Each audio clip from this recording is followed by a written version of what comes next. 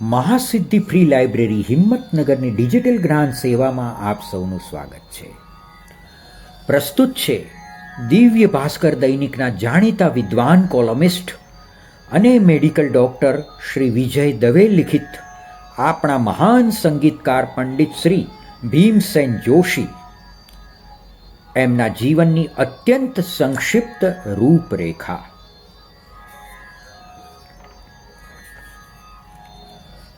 આજનો ઇતિહાસ. ડૉક્ટર વિજય દવે, ભારત રત્ન પંડિત ભીમસેન જોશી, 1922થી 2011. હિન્દુસ્તાની શાસ્ત્રીય સંગીતના કર્ણાટકી ઘરાનાના ભારતના સૌથી સન્માનનીય શાસ્ત્રીય ગાયક પંડિત ભીમસેન જોશીનો જન્મ તારીખ 4 ફેબ્રુઆરી 1922ના દિવસે થયો હતો. ભજન, અભંગ અને ખયાલ ગાયકીના તેઓ શ્રેષ્ઠ ગાયક હતા.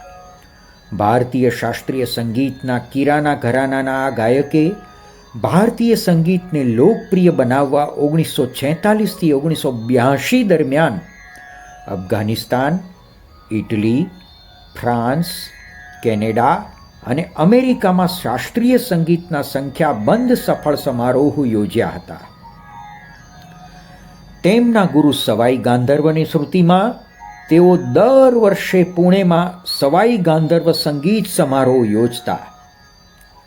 તેમને સંગીત નાટક અકાદમી અને ભારત રત્ન પુરસ્કાર મળ્યા છે.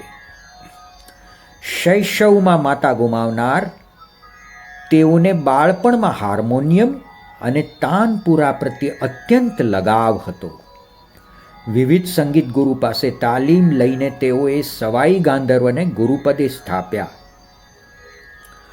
કઠોર તાલીમ અને શિસ્તબદ્ધ સાધના પછી 19 વર્ષની વયે તેમના પહેલા આલ્બમ પછી તેઓ AIR એટલે કે ઓલ ઇન્ડિયા રેડિયોમાં સંગીતકાર તરીકે જોડાયા. પ્લેટિનમ ડિસ્ક 1984માં બહાર પડી હોય એવા પહેલા ભારતીય ગાયક એ હતા. હિન્દી, મરાઠી અને કન્નડ ભાષામાં એમણે ગાયેલા ભજનો લોકપ્રિય છે અને સૌથી લોકપ્રિય તો મિલે સુર મેરા તુમારા અને જન ગણ મનના વિડીયોના તેઓ મહત્વના હિસ્સેદાર હતા.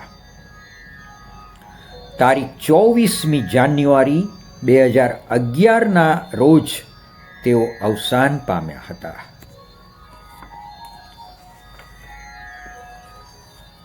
દિવ્ય ભાસ્કરમાં છપાયેલ આ રૂપરેખા ઉપરાંત એમના વિશે વિશેષમાં ડૉક્ટર શ્રી વિજય દવે જણાવે છે કે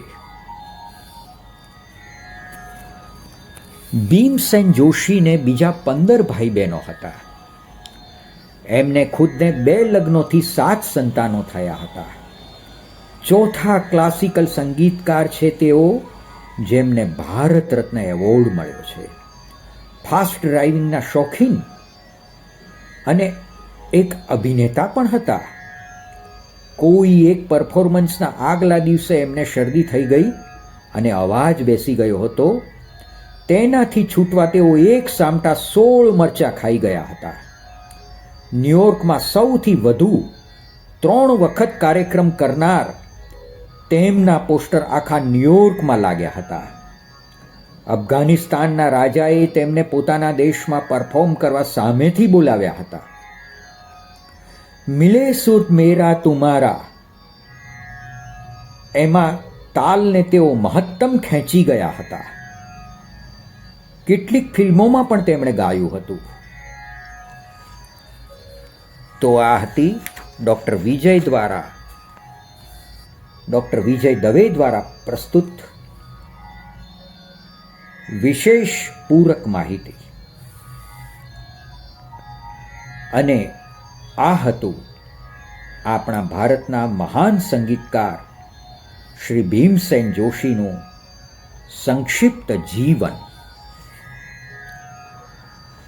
અને હવે પ્રસ્તુત છે મહાસિદ્ધિ લાઇબ્રેરીની સમાજ સેવાકીય ફ્રી પ્રવૃત્તિઓ, જેમાં બાળકોને જન્મદિને રમકડાની ભેટ આપતું ટોય ગિફ્ટ સેન્ટર, સ્કૂલ કોલેજના તેમજ સરકારી નોકરી કે પરદેશ જવા માટેની સ્પર્ધાત્મક પરીક્ષાઓના પરીક્ષાર્થીઓ માટે ફ્રી રીડિંગ હોલ અને ગરીબ વિદ્યાર્થીઓને નોટબુકોનું દાન. સાથે લાઇબ્રેરીના એસી હોલમાં સાહિત્ય કલા કે તત્વજ્ઞાનને લગતા અનેક કાર્યક્રમો, જેમાં અનેક મહાનુભાવો પધારે, વક્તવ્યો આપે, જે યુટ્યુબના માધ્યમથી જ્ઞાન પ્રસારના ઉમદા હેતુ સાથે આપ સૌ સુધી પહોંચે.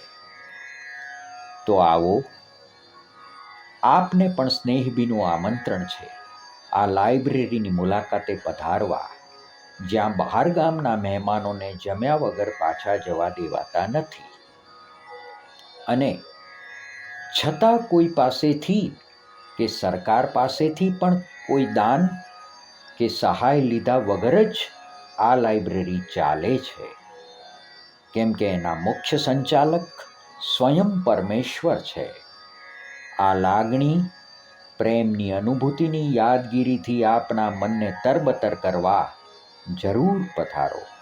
મહાસિદ્ધિ લાઇબ્રેરી, હિંમતનગર સૌને સ્નેહથી આવકારે છે.